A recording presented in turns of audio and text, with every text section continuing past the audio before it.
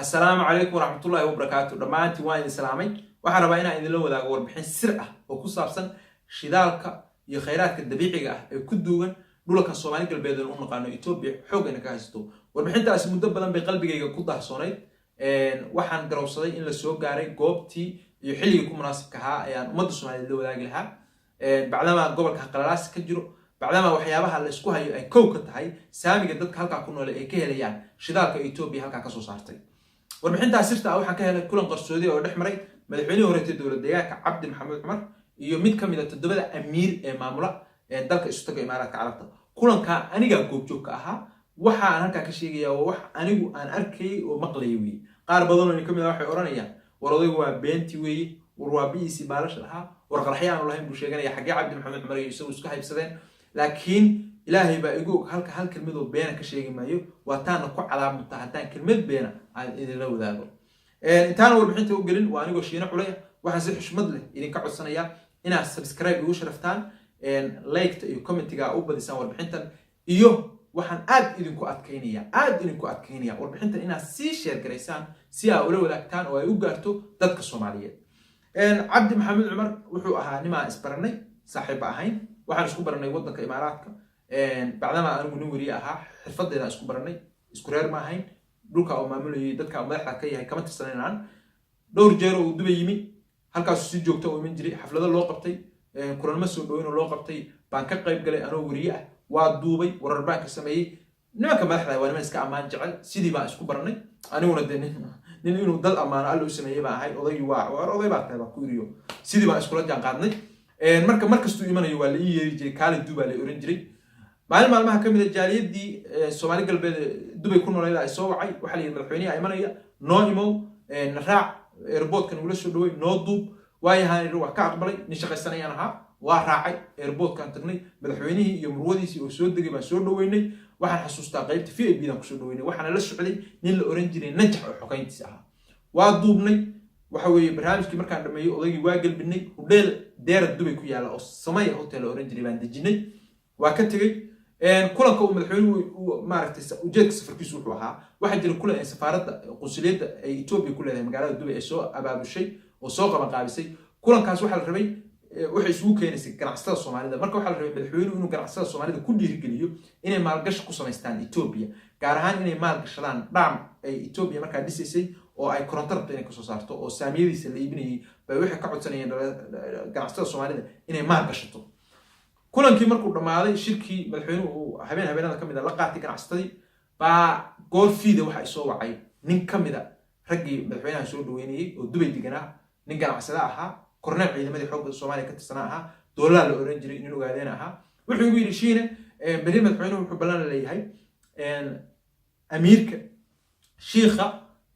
imaaradda Ras Khayma oo la yiraahdo Sheikh Saud Al-Saqr waxaan doonaynaa kulanka inaan noo raacdo waxaan doonaynaa inaan noo duubto waayahay baan idhi habeenkii wallahi been idin sheegmay 7 subaxnimo ay balmiyay habeenkii 2 minuut ma saarin waxaan 2 minuut saar waxay ahayd waxaan isiri waxaan maqli jiray sheekh Arbeed nin la kulmay amiir Arbeed nin la kulmay fakhri labada cagood ka carariya waa loo rujinayaa geed lacag baan maqli jiray marka waxaan islaa war ninka maanta Soomaaliya ku fakhri baxdo ku soo siinaya ama baasaboor Imaaraatiya وكسينيا Soomaali baasaboorkooda ala ku diray kii Soomaaliga ahaa cusleeyina iska tuuraan rab adigu subaxii masixan habeenkii anoo 3 kafee cabay ma subaxii dharka ku jarmaaday madaxweynihii waa meesha isku aragnay waxa weeye laba gaari baan qaadanay 6 qof baan ahayn qunsulka Itoobiya la socday waa soconay imaaradii Ras Khayman galnay waana la soo dhaweeyay qasriga madaxtooyada waxaan ugu qaabilay maxaan ku radaa amiirkii riddu nooga horyimi waana salaamay guduhuna geliyay waxaan kula kulanay meesha aan ka xasuustaa nin Soomaali meesha ka shaqeeyo kafeega shubay waxaan Soomaali hadda meel kasta tagto hatta hadda Bermuda tagto qof Soomaali ugu tagaysaa waa lahjad reer waqooyi lahaa waa salaamay waa anaguna waa bogaadinay war meel fiican baa ku jirta jagada adkaysan ku niyay Carabi ka qaadinay isaasan kula dadaaranay madaxweynihii iyo amiirkii waxay galeen xafiiskiisu ugu qaabilay marka waa duubayaan fiidiyoga hadda ma hayo laakiin waa duubayay fiidiyoga isaga ay qaatay wallahi oo billahi oo tallahi markaan duubay inay sir tahay buu arkay iga qaatay wuxuu yiri fiidiyoga memory-giisi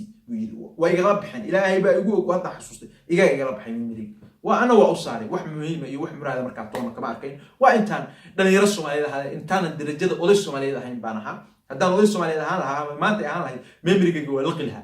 hal qalo hal iga soo Soomaaliya iga soo saarta sirba halka inuu ku duuban baa oran lahaa marka amiirkii markaa uu madaxweynaha salaamay oo xafiiskiisa aan fariisanay su'aal buu weydiiyay su'aasha ugu horreysay waxay ahayd muslimiin baa tihiin muslimka Ethiopia ku nool boqolkiiba intee buu dalka ka yahay tirada guud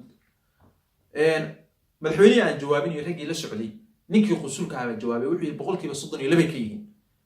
sidii baa loogu gudbay wuxuu weydiiyay wuxuu ku yiri waxaan xog ku hayaa in gobolkaagu uu leeyahay shidaal badan gaar ahaan gaas dabiici ah satellite maartay sawirey xogtaas aan ka helnay marka waxaan rabaa maartay inaa halka kaala xaajoodo inaa heshiis igala gasho amiirku waaba diyaarba waana Soomaali la macaamil jiray Silaayo marka heshiis la galay hore wuxuu la galay Puntland buu la galo maxjar ka dhistay madaxa Soomaalida wuxuu arki jiray dad iska madax banaano warqadda markaba u saxiixay inta xogaa wada siiyo Sooriyada wada siiyo marka buwaagtiisi waa uu diyaar baa odayga inuu ka saxiixo wada qarafka ka siisto Cabdi Maxamed Cumar wuxuu yiri niyow dhigayso anigu halka wada xaajoodna shidaalka gobolkayga ku jira waa ogahay inuu ku jira kama gali karo saxiixna kuma siin karo amiirku wuxuu yiri why seebaan u gali karin buu yiri anagu federal baan nahay 7 imaaradood oo 7 maamul goboleed aan nahay maamul goboleedkayga anaa maamula shidaal gaas baan soo saaraa shirkad gaas baan leeyahay cidda raba heshiis kala gali karaa marka ininka federaalku inuu mid nooc kala ah maya wiir anaga federaalku waa federal laakiin shidaalka halka laga helo saami baan ku leeyahay laakiin wada hadal iyo heshiis iyo saxiix midna kama gali karo wuxuu yiri intee saami ku leedahay marka tan aan rabo inaan ogaataan taa weey Cabdi Maxamed Cumar wuxuu yiri saamiga aan leenahay oo dawladda dhexe dastuurka noogu qoran waxa weeye boqolkiiba 50 buu markii yiri maalin uu tusoo boqolkiiba 40 la maqlay marka boqolkiiba 50 buu yiri annaga ale boqolkiiba 50 waxa dawladda federaalka marka wuxuu yiri wax heshiis ay lama gali kartaa maya amiirkii waa isbedelay dhacal la shidaan ku yaalo waa ka shalay malaha kulanka wuxuu yiri maxaa waqti ka lumanayay marka Cabdi Maxamed Cumar baa wuxuu yiri waxa ku sameyn karaa wasaaradda macdanta Ethiopia iyo adiga baan isku keen xiri karaa iyaga kala wada xaajooda laakiin anigu wada xaajood kama gali kareen intaas aan ku fuudeyn karaa oo ku sameyn karaa amiirkii marka anagu banaanka u baxnay isaga amiirkii madaxweynaha isku xaray amiirku waa adu madaxweyne maamul goboleed Axmed Madoobe halka uu Jubbaland u joogo buu maamul goboleed raas qiimo la dhaho u jooga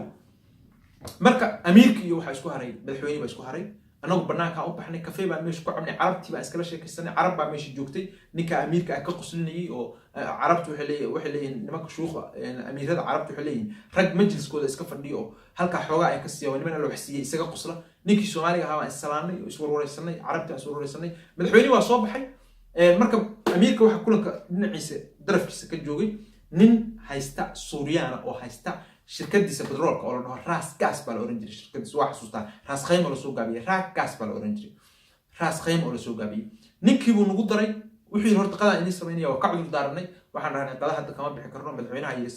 Abu Dhabi aan ballan ku leeyahay wuxuu yiri marka ninka raaca shirkadeedu inuu geynaya xafiiskayga xogtu aan hayno idin la wadaagaya marka kulay wixii dambe ay ka wada hadleen ma garan karo gudaha markii waxay isku afkarteen laakiin waxaan hubaa inuu ninkaas yiri ooy waxaan heshiis oo aan gali karo male saamigan uu ka dhawaajiyay shirkadii baan u tagnay ninkii Suuriyaanka ahaa nooday dabaq dheer oo magaalada ku yaala deganaa wax xasuusta halkii baan tagnay uu noo sharaxay wuxuuna tusay maap khariidado satellite maartay oogada ka sawiray dhulka gaasku ku jiro ceelasha dhulka maartay goday oo kale waxaan xasuustaa inay maartay ceel weyn uu ku sheegay sidoo kale Soomaaliya oo kale tusay xagga gobolka Awdal la dhaho Boorami aaga shidaal badan buu ku sheegay gaas badan laas qoray meel la dhaho Daroor Faali Nugaal Faali waxaas uu tusay marka wuxuu yiri Soomaaliya wax xoog ama ka haysan buu maya badeen anaga Ethiopian anahay Soomaaliya waxa shaqo kuma leh dawladdu waxay ugu gudubtaa xasarad waay xaafad waxay ugu gudubtaa ana isrima tirada warana ka haya halka xoog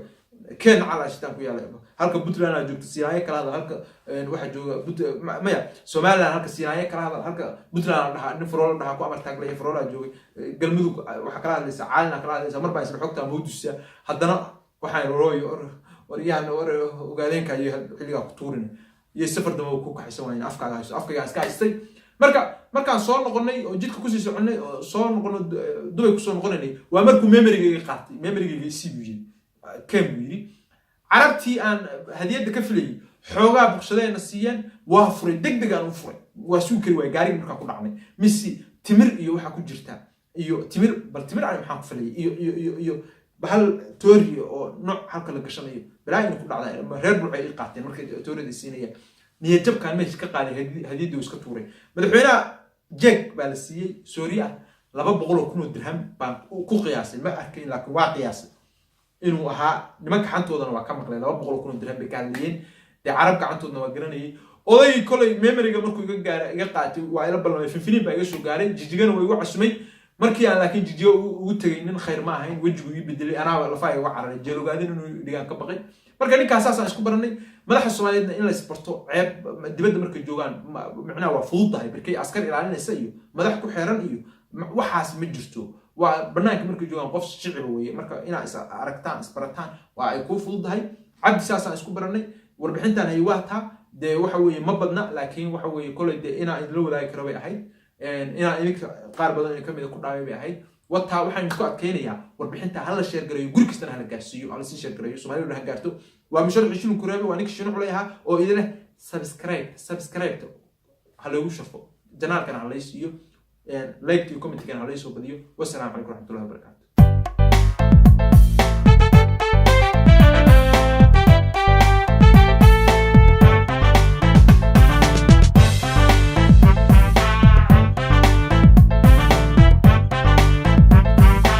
شيطان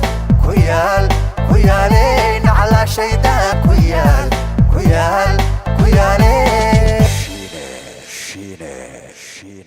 شينه